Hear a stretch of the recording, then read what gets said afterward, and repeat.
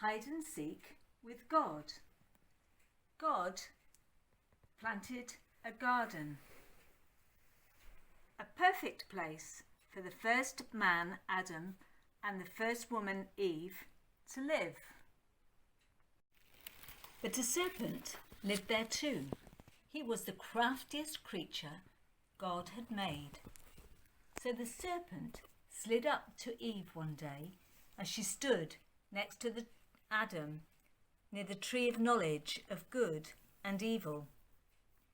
Did God really say you must not eat fruit from the trees in this beautiful Garden of Eden? The serpent asked. Of course not, Eve replied. We are allowed to eat fruit from every tree. Well, apart from the knowledge tree, this one here in the middle of the garden. And then she bent down and whispered, but God says that if we eat from this tree, we will die. Die? The serpent hissed. Don't be ridiculous. You won't die. God does not want you to eat the fruit, because if you do, you will know what he knows, good and evil. Then you will be just like him.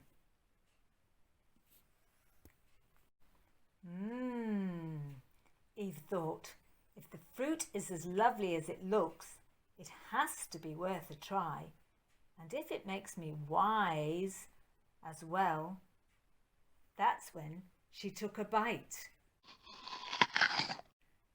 And then she passed it to Adam, and he took a bite too.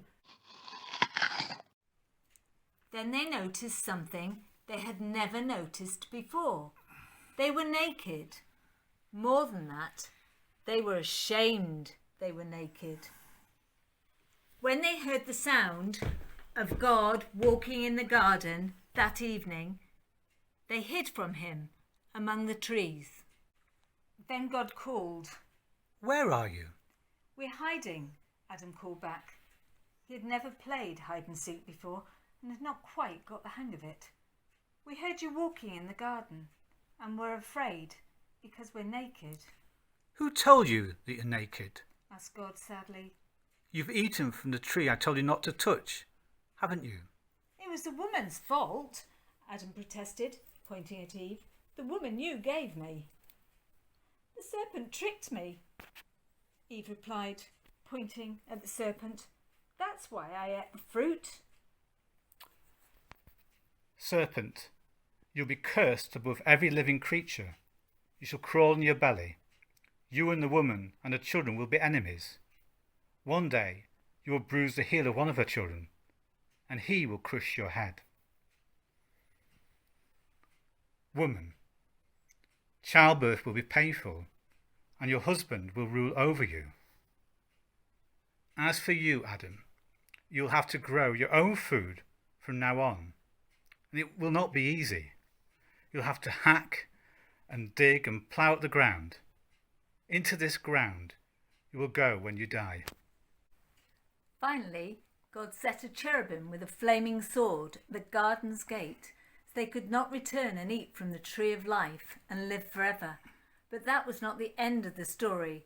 There was more, so much more to come. There was a promise of a child who would one day crush the serpent's head and defeat him once and for all.